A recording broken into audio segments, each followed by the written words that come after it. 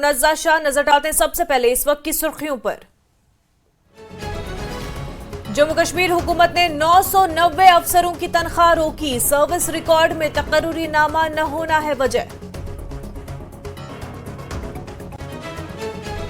रामबन के केला मोड़ पर ट्रक गहरी खाई में गिरा, ड्राइवर की मौके पर ही मौत।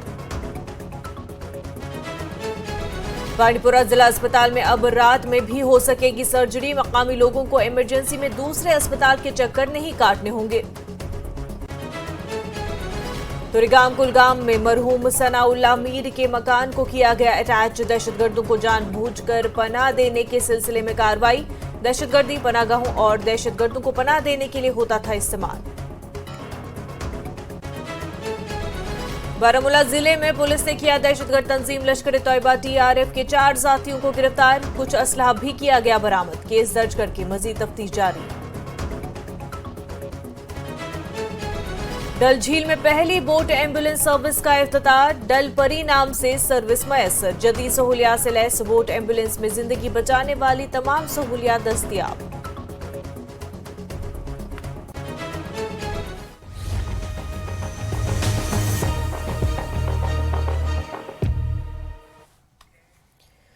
जम्मू कश्मीर हुकूमत ने 990 अफसरों की तनख्वाह रोकने के अहकाम जारी किए हैं। सर्विस रिकॉर्ड में तकर्रुरी न होना इसकी वजह बताई जा रही है। हुकूमत ने इस मामले को आला इख्तियारी कमेटी के सुपुर्द कर दिया है। अब इन मामलों की तहकीकात होगी। हमारे नुमाइंदे समीर इस वक्त हमारे साथ बराह रास्त जुड़ चुके हैं। समीर, ये पूरा मामला क्या है? क्या वजह है कि इन एम्प्लॉयज की तनख्वाह रोक दी गई है? देखिए मुनन्सा, आपको पता ही होगा कि कुछ साल पहले सरकार ने एक फैसला किया था कि एक पोर्टल बनाया गया था। NHRMS के तहत एक पोर्टल का निर्माण किया गया था, यहाँ क्रिएट किया गया था जितने भी एम्प्लॉयज हैं उनके लिए। और इन एम्प्लॉयज को क्या करना होता है कि मैंडेटरी है सारी डिटेलिंग, सर्विस रिकॉर्ड्स, उनकी पहली अपॉइंटमेंट क्या हुई है, उसकी स्लिप, उसका जो डॉक्यूमेंटेशन है, आधार कार्ड, जितना भी उनकी अपॉइंटमेंट्स का क्या थ्रू डायरेक्ट JKSSRB से हुई है या डिपार्टमेंट थ्रू हुई है, कहाँ से हुई है, उसकी रिकॉर्डिंग, उसकी सारी डॉक्यूमेंटेशन, पूरा रिकॉर्ड जो है JKRMS इस पोर्टल में रखना होता है और इसकी अपडेशन भी करनी होती है। ये सिर्फ एक ही दिन आपने किया तो ऐसा नहीं है, उसको बराबर अपडेट रखना पड़ता है। लेकिन जो ये 909 अधिकारी हैं उन पे पाया गया है कि उन्होंने कोई भी डॉक्यूमेंट नहीं डाला है, इसमें कोई भी अपलोड नहीं किया है।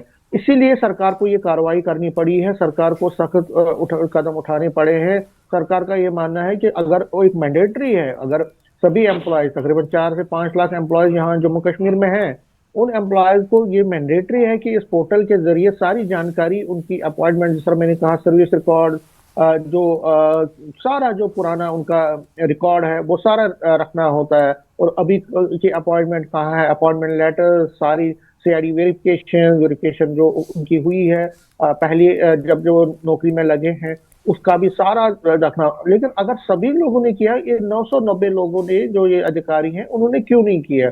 तो सरकार ने फैसला किया, सरकार ने अब कार्रवाई की है। एक कार्रवाई में ये की है कि जो उनकी सैलरीज हैं उनको रोक दिया गया है और एक कमेटी को सुपुर्द किया गया है उनका केस, जो ये निगरानी करेगी, इन्वेस्टिगेट करेगी कि आखिर मामला क्या है। और अगर सरकार को ये लगा कि इन अधिकारियों के खिलाफ और बड़ी कार्रवाई करनी है, अगर उन्होंने उनकी सरकार की जो डायरेक्शन नहीं मानी, तो हो सकता है उनको फिर कल नौकरी से भी निकाल दिया जा सकता है। ऐसा भी प्रावधान है क्योंकि मैंडेटरी है, इंस्ट्रक्शंस क्लियर है कि आपको ये इस पोर्टल के जरिए अपनी जो क्या, लेकिन इस पोर्टल के हवाले से इसको किस तरह से इस पर अपना डेटा प्रोवाइड करना है या क्या कुछ इसमें इनको फिल करना होता है? क्या इसकी पूरी इनको ट्रेनिंग भी दी गई थी, इनको प्रॉपर बताया गया था, सिखाया गया था कि किस तरह से ये किया जाना चाहिए?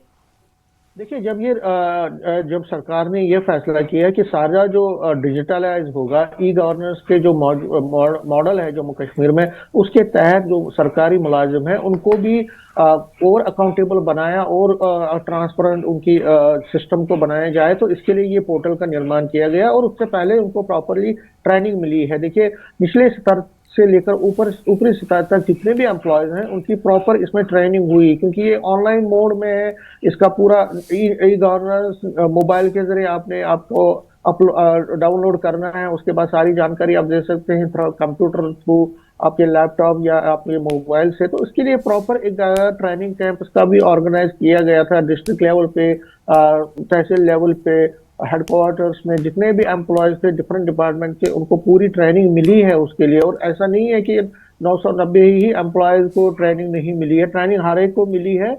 और ट्रेनिंग मिलने के बाद भी अगर एम्प्लॉयज ने, उनको पूरी जानकारी है कि हमें ये मैंडेटरी है, अगर इस डायरेक्शन का पालन नहीं किया गया है तो कहीं ना कहीं लगता है कि सरकार की कहीं ना कहीं इनकी इनकी क्रेडिबिलिटी दांव पे है, या उन्होंने कुछ ऐसा किया कि वो छुपा रहे हैं कोई चीज को, कोई चीज ऐसी है कि वो अपलोड नहीं कर पा रहे हैं, या उनके पास डॉक्यूमेंट्स नहीं है, या कोई भी चीज हो सकती है। इसीलिए अब ये जो कमेटी बनाई गई है वो पूरी इन्वेस्टिगेट करेगी, उनसे भी बात करेगी, वो देखेगी कि आखिर क्यों ये नहीं कर पाए हैं। और अगर कहीं पे उनको फ्रॉड लगा, कहीं पे इस कमेटी को लगा कि इसमें फ्रॉड किया गया है, या इनकी अपॉइंटमेंट ठीक नहीं थी या कुछ भी, तो वो सरकार को रिकमेंड कर सकते हैं और बड़ी कार्रवाई, इससे भी बड़ी कार्रवाई हो सकती है। जी मुनंजा। बहरहाल इस हवाले से कमेटी बैठेगी और तमाम वजूहात का पता लगाया जाएगा कि क्या रीज़न है कि ये जो एम्प्लॉयज़ है नहीं फिल कर पाए। क्या इसमें क्योंकि कई बार ऐसा होता है कि कई जगहों पर लोगों को सही तरीके से अवेयरनेस देने के बाद भी वो कहीं ना कहीं उनके जहन में नहीं सही से बैठ पाता, या फिर इंटरनेट कनेक्शन, जो भी वजूहात है। कमेटी बैठेगी और जांच करेगी और उसके बाद ही हक़ाइक़ का पता चल पाएगा। समीर, तमाम जानकारी के लिए आपका बेहद शुक्रिया।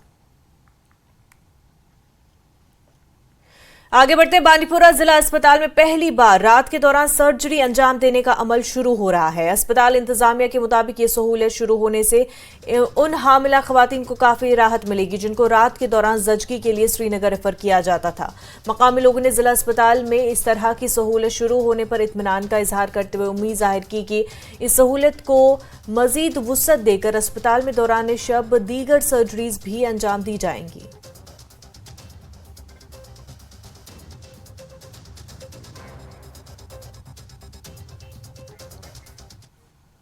इस वक्त एक बड़ी खबर सामने आ रही है रामबन से। ट्रक गहरी खाई में जा गिरा है, ड्राइवर की मौके पर ही मौत हो गई है। रामबन से आपको यह खबर बता रहे हैं जहां पर यह हादसा पेश आया है। केला मोड़ पर यह हादसा पेश आया है। ट्रक गहरी खाई में जा गिरी जिस वजह से ड्राइवर की मौके पर ही मौत हो गई है।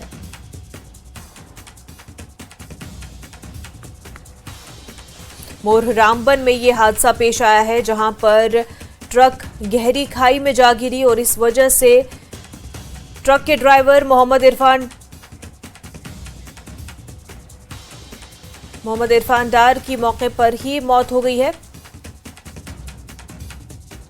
तो रामबन में यह हादसा पेश आया है जहां पर ट्रक गहरी खाई में गिरा और ड्राइवर की मौके पर ही मौत हुई।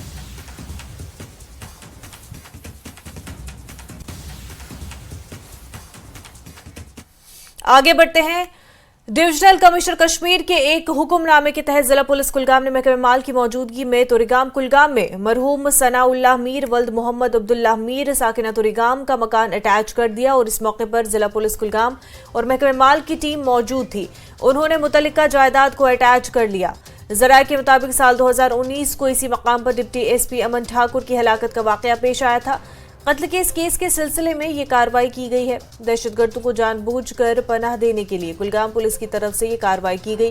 पुलिस के मुताबिक तफ्तीश से ये बात साबित हुई है कि मज़कूरा मकान दहशतगर्दी पनाहगाहों और दहशतगर्दों को पनाह देने के लिए इस्तेमाल होता था। जिला पुलिस कुलगाम और महकमा माल की मुश्तरका टीम ने अभी कुछ देर पहले जो है इस प्रॉपर्टी को जो है अटैच कर दिया है बहुहुक्मी डिविजनल कमिश्नर कश्मीर। और हम आपको बताएं कि ये जो प्रॉपर्टी है, मैं कैमरामैन से कहूँगा वो दिखा सकते हैं, ये प्रॉपर्टी जो है अंडर ULAP के तहत जो है ये बाज़ाब्ता तौर अटैच की गई है। और पुलिस के मुताबिक और महकमा माल के मुताबिक जो है ये मकान जो है लेट सनाउल्लाह मीर व लेट मोहम्मद अब्दुल्लाह मीर साकिन देवी बुग तोरीगाम का है।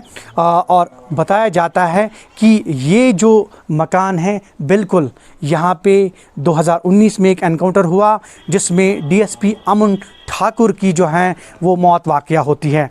और पुलिस ने ज़ाब्ता के तहत और बिल्कुल हम अगर बात करें डिवीजनल कमिश्नर कश्मीर के ऑर्डर की बात करें तो उसके ऑर्डर के उसके हुक्म के मुताबिक जो है बाज़ाब्ता तौर इस मकान को है जो है वो अटैच कर दिया गया है। ज़हूर रिजवी, न्यूज़ 18 नेटवर्क, देवबुग, तुरीगाम, कुलगाम।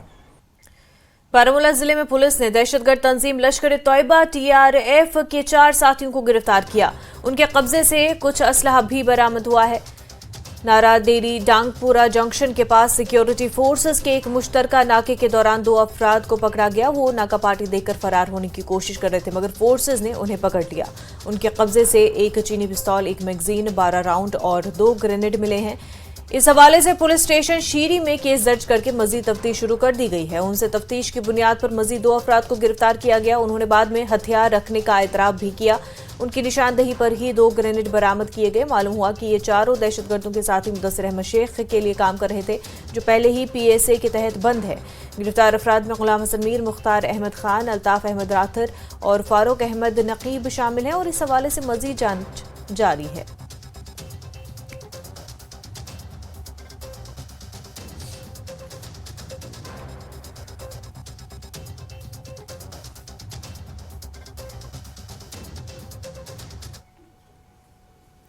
मुंबई में नए तालीमी इदारे नीता मुकेश अंबानी जूनियर स्कूल का आगाज किया गया।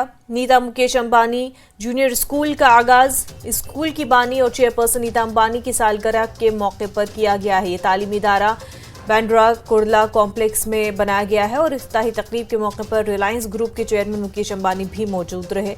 और इस मौके पर नीता अंबानी ने कहा कि हम मुस्तकबिल की तरफ देख रहे हैं, क्योंकि नई नस्ल पूरी कुव्वत के साथ क़यादत करेगी।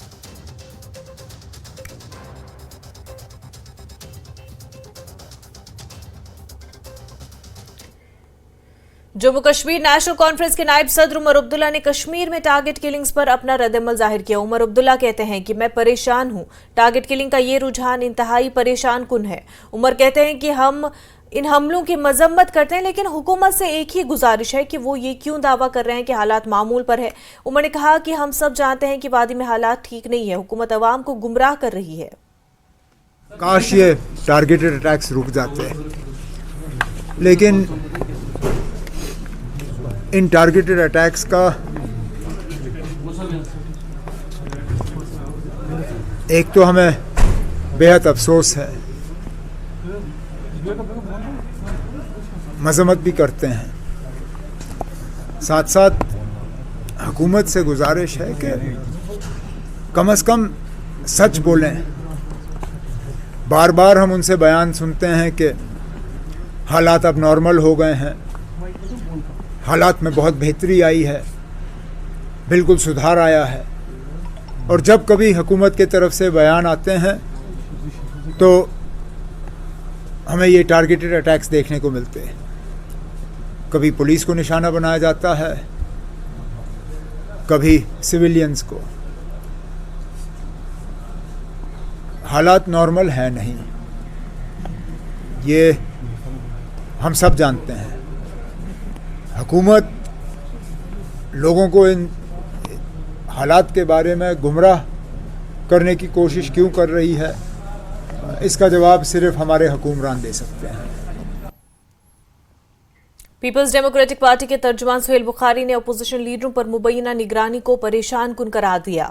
उन्होंने कहा कि ऐसा पहली बार नहीं हुआ है और पेगासस का हवाला दिया। बुखारी ने कहा कि हुकूमत जो कर रही है वो जमहूरियत में नाकाबिल कबूल है। टारगेट किलिंग्स पर उन्होंने कहा कि पिछले कुछ दिनों में जो कुछ भी हुआ वो बुज़दिली की कार्रवाई है। और बुखारी ने कहा कि पिछले DGP ने दावा किया था कि वादे में सब कुछ ठीक है, लेकिन ये वाकयात कुछ और ही बताते हैं। देखिए, हमने भी ये रिपोर्ट्स देखी हैं। इनफैक्ट काफ़ी सारे खास करके जो अपोजिशन के लीडर्स हैं उन्होंने सोशल मीडिया पे इन चीज़ों को शेयर किया है कि आईफोन या जो पैरेंट कंपनी है एप्पल, उनकी तरफ से उनको इन्फॉर्म किया गया है कि their phones have been attacked. ये बहुत ही डिस्टर्बिंग है, बट साथ ही साथ ऐसा नहीं है कि ये पहली बार ऐसा हुआ। इससे पहले वो पेगासस का जो सॉफ्टवेयर का मामला था वो भी सामने आया था। तो सर्विलेंस खुसूसन उन लोगों पे कि जो सरकार से बाहर हैं या सरकार के मुखालिफ हैं पॉलिटिकली, उन पे ये होता रहा है। अब इतना बड़ा मामला है, इसका जो जितने सारे लीडर्स ने ये क्लेम किया है कि उनको इंटीमेशन मिला है, ये बहुत ही डिस्टर्बिंग है। साथ ही मैं ये भी कहना चाहूँगा कि ये जो डेवलपमेंट है, आप इमेजिन कीजिए कि कोई और सरकार होती और ये हो गया होता तो अब तक तो उस सरकार को गिरा दिया गया होता। लेकिन प्रॉब्लम ये है कि जो हमारे यहाँ इंस्टीट्यूशंस हैं जो कि चेक्स एंड बैलेंसेस रखते हैं वो कहीं ना कहीं इनइफेक्टिव हैं, वो अपना शायद काम पूरी तरह से नहीं कर पा रहे हैं, इसीलिए एक इम्प्यूनिटी मिली हुई है इस सरकार को। वरना ये जो कुछ है ये डिस्टर्बिंग तो है ही, साथ ही किसी भी कॉन्स्टिट्यूशनल डेमोक्रेसी में अनएक्सेप्टेबल है और बहुत डेंजरस है। जम्मू कश्मीर के सदर रविंद्र रैना ने उमर अब्दुल्ला के बयान पर सख्त रद्द-ए-अमल जाहिर किया। उमर ने कहा था कि वो यूटी में असेंबली इंतखाबात नहीं लड़ेंगे। रैना ने कहा कि ये फैसला उमर अब्दुल्ला के लिए मौजू नहीं है क्योंकि वो एक सियासतदान हैं और वजीर आला रह चुके हैं। उमर अब्दुल्ला के इस इल्जाम पर कि मरकजी हुकूमत ने यूटी इंतजामिया को यूटी डे मनाने पर मजबूर किया। रैना ने कहा कि 5 अगस्त के फैसले के बाद जिन लोगों को फायदा हुआ है उनके पास खुश होने की हर वजह है। जम्मू कश्मीर के अफसरान कलीदी ओहदों पर न होने से मुतल्लिक उमर अब्दुल्ला के इल्जाम पर रैना ने कहा कि जम्मू कश्मीर के अफसरान कई जगहों पर कलीदी ओहदों पर है। उन्होंने कश्मीर में हालिया दहशतगर्दाना हमलों की भी मजम्मत की। नेशनल कॉन्फ्रेंस के वाइस प्रेसिडेंट उमर अब्दुल्ला का ये कहना है कि वो यूटी में चुनाव नहीं लड़ेंगे। साथ ही उन्होंने कुछ और बातें भी कही हैं। इस पर बीजेपी का क्या रद्दअमल है, हमारे साथ बातचीत करने के लिए मौजूद हैं रविंदर रैना, बीजेपी के प्रेसिडेंट। रैना साहब, उमर अब्दुल्ला कहते हैं कि वो यूटी में चुनाव ही नहीं लड़ेंगे। उमर अब्दुल्ला साहब जम्मू कश्मीर के चीफ मिनिस्टर रहे हैं। वाजपेयी साहब जब मरकजी हुकूमत में प्राइम मिनिस्टर थे, उमर साहब उसमें फॉरेन मिनिस्टर रहे हैं और इससे पहले भी उन्होंने चुनाव लड़े हैं। अब उन्होंने क्यों इस किस्म की बातें बोली हैं कि वो इलेक्शन नहीं लड़ेंगे? हम एक जमहूरी निजाम में हैं। पॉलिटिकल पार्टीज जब रजिस्टर्ड होती हैं तो वो इलेक्शंस भी लड़ती। तो मुझे लगता है कि उमर साहब को ऐसा डिसीजन नहीं लेना चाहिए था। उनका कहना है कि वो लोगों के बड़े कॉज के लिए लड़ेंगे, उसके लिए काम करेंगे, जबकि उनकी पार्टी चुनाव लड़ेगी। अच्छी बात है, ये उनका अपना फैसला है, उनकी अपनी पार्टी का फैसला है। वो जो निर्णय लेंगे, जो फैसला लेंगे, वो उनकी अपनी सियासी जमात के नुक्ते नजर से वो फैसला होगा। लेकिन ये ऐलान कर देना कि वो बिल्कुल इलेक्शंस नहीं लड़ेंगे, मुझे नहीं लगता कि ये कोई एक सियासी तजुर्बेकार शख्स को ऐसा नहीं करना चाहिए। आखिर फारूक अब्दुल्ला भी तो हैं, आज की उम्र में भी पूरी ताल ठोकते हैं लोकसभा की इलेक्शंस के लिए। और मुझे लगता है कि 2024 के लिए इस बार हालांकि हमारी भी जबरदस्त तैयारी है, लेकिन मैं देख रहा हूं वो भी पूरी हरकत में है, इस उम्र में भी। उन्होंने एक बहुत बड़ी बात आज ये भी कही है कि उन्होंने ये कहा है कि जो जम्मू कश्मीर के जो ऑफिसर्स हैं, कश्मीर के ऑफिसर्स हैं, उन्हें वो कहीं दिखाई नहीं देते। सिर्फ बाहर के जो आईएएस कैडर के ऑफिसर्स हैं वही की पोजीशंस पे थे। जम्मू कश्मीर के जो ऑफिसर्स हैं वो अपनी जो सर्विसेज हैं जम्मू कश्मीर में भी दे रहे हैं, लद्दाख यूटी में भी दे रहे हैं, और जम्मू कश्मीर की बाहर की स्टेट्स में भी तो अपने फराइज को अंजाम दे रहे हैं। आज अब देख लीजिए, अगर मैं एक एक को गिनना शुरू करूंगा तो चाहे डिस्ट्रिक्ट्स के डीसीज हैं, एसएसपीज हैं, या डिपार्टमेंट के एडमिनिस्ट्रेटिव सेक्रेटरीज हैं, बहुत सारे ऐसे हैं जो आपके स्टेट के। उमर अब्दुल्ला के इस बयान पर कि वो यूटी में चुनाव नहीं लड़ेंगे, रविंद्र रैना का साफ ये कहना है कि वो एक पॉलिटिशियन है, वो यहाँ के चीफ मिनिस्टर भी रह चुके हैं, लिहाजा उन्हें इस तरह का फैसला शोभा नहीं देता। वीडियो जर्नलिस्ट साहिबा भट्ट के साथ मनोज कौल, न्यूज 18 जम्मू। जम्मू कश्मीर में कोई भी सियासी जमात मजहब के नाम पर हुकूमत नहीं बना सकती, और अगर वो बना भी ले तो यहाँ के लोगों को इंसाफ फराहम नहीं कर सकेगी। डेमोक्रेटिक प्रोग्रेसिव आजाद पार्टी के चेयरमैन गुलाम नबी आजाद ने इन बातों का इजहार किया है। आजाद जिला डोडा के डेली उद्यानपुर में पार्टी कारकुनों के साथ एक इज्तिमा से खिताब कर रहे थे। अब्दुल मजीद वानी, गुलाम मोहम्मद सरूरी मौजूद थे। आजाद ने कहा कि कांग्रेस पार्टी आज भी अपने पांव पर खड़ी नहीं हो सकती। इलेक्शन आते ही नेशनल कॉन्फ्रेंस और पीडीपी से सीटों का मुतालबा करने लगेगी।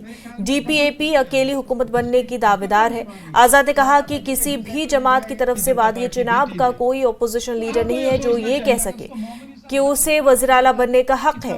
आजाद ने कहा कि जम्मू कश्मीर में कुछ सियासी जमातें हिंदू ट्रस्ट और मुस्लिम ट्रस्ट पर हैं, लेकिन डीपीएपी जम्मू कश्मीर में हिंदू मुस्लिम दोनों मजाहिब के साथ है और दोनों का एतमाद डीपीएपी के साथ है।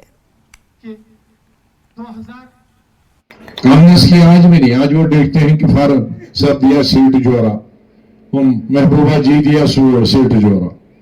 कांग्रेस से आज थे तुम्हें वचन अपने कदमों पे खड़े नहीं हो सकते, तो जो अपने कदमों पे खड़ा हो सकता नहीं है वो कोई काम दूसरे का जो खुदा पाच हो वो दूसरे की टांगे कैसे लगाए। आप याद देखना, इलेक्शन आएगा या फारूक साहब से 4 सीटें लेंगे या महबूबा जी से 2 सीटें लेंगे, तो वो क्या वो डिप्टी मिनिस्टर भी बनाएगा, एमएलए रहेंगे, क्योंकि दावेदार तो चीफ मिनिस्टर की हुआ। लेकिन मेरी पार्टी खुद हुकूमत बनाने की दावेदार है। इतना फर्क चुनाव वैली से किसी पार्टी का, वो बीजेपी का हो, वो एनसी का हो, पीडीपी का हो, कांग्रेस का है, मुझे एक आदमी बताइए, एक लीडर बताइए चुनाव वैली का जो ये दावा करे कि मैं हुकूमत का हुक्मरान हूंगा, मैं चीफ मिनिस्टर हूंगा। वो तो एमएलए के भी दावेदार नहीं, एमएलए कुछ बनाए कोई तो वही बड़ी कहने वाला, वो भी किसी की मदद से, अपनी मदद से कोई भी नहीं जीत गया है, किसी की मदद से। तो अब कितना जमीन और आसमान का फर्क है। हम खुद अपनी हुकूमत अपने बलबूते पे कश्मीर से और जम्मू सूबा से, चाहे वो हिंदू एरिया हो मुस्लिम एरिया हो, सबसे ज्यादा वो हमारी पार्टियां कोई हिंदू भाइयों के भरोसे है, कोई मुसलमान भाइयों, और हमें हिंदू और मुसलमानों पर बराबर का भरोसा है और बराबर का साथ है। इतना फर्क है हमारी और पार्टी। और मेरा मानना है कि एक मजहब को लेकर कोई भी पार्टी जम्मू कश्मीर में हुकूमत नहीं कर सकती। जम्मू कश्मीर लाइफलाइन प्रोजेक्ट के तहत Indian council of cultural relations के सदर विनय सहस्रबुद्धि ने श्रीनगर के मेयर जुनैद मत्तू की मौजूदगी में डल झील में पहली बोट एम्बुलेंस सर्विस का इफ्तिताह किया। इस कश्ती का नाम डलपरी है। इसका मकसद डल झील के अंदर रहने वाले लोगों तक पहुंचना है जहां सड़क राब्ता नहीं है। किसी हंगामी सूरत हाल में जदीद सहूलियात से लैस बोट एम्बुलेंस में जिंदगी बचाने वाली तमाम सहूलियात दस्तियाब होंगी।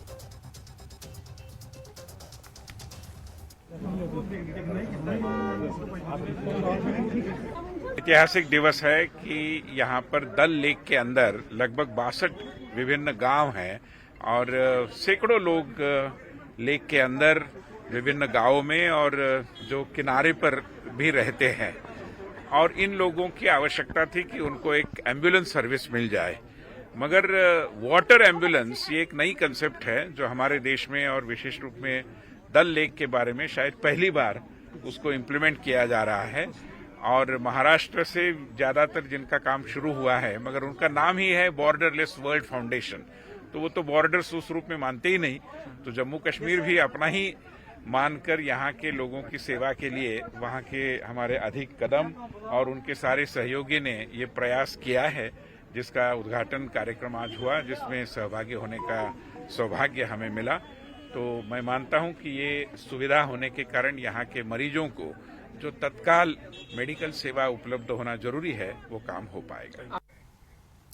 राजौरी में मोहम्मद हुसैन नामी 70 साला बुजुर्ग हम आहंगी का पैगाम दे रहे हैं। वो लंबे अरसे से करवा चौथ त्यौहार के लिए दिए तैयार करने और फरोख्त करने का काम कर रहे हैं। वो इस तरह के त्योहारों का बेसब्री से इंतजार करते हैं और दिए बेचते हैं, वो भी कम कीमतों पर। मोहम्मद हुसैन अपनी अहलिया आसिया के साथ कई दहाइयों से इस पेशे से जुड़े हैं। 2 अफराद के खानदान का पेट भरने के लिए यही उनकी आमदनी का वाहिद जरिया है। इस जोड़ी की कोई औलाद नहीं है। मोहम्मद हुसैन ने कहा कि वो एक मुहल्लक बीमारी की भी शिकार है। वो न सिर्फ फ़िरक़ा वाराना हम आहंगी की एक मिसाल कायम कर रहे हैं, बल्कि मुनासिब कीमत पर दिए फरोख्त कर रहे हैं। ज़्यादातर हिंदू ख़वातीन ये दिए उनके पास ही खरीदती हैं।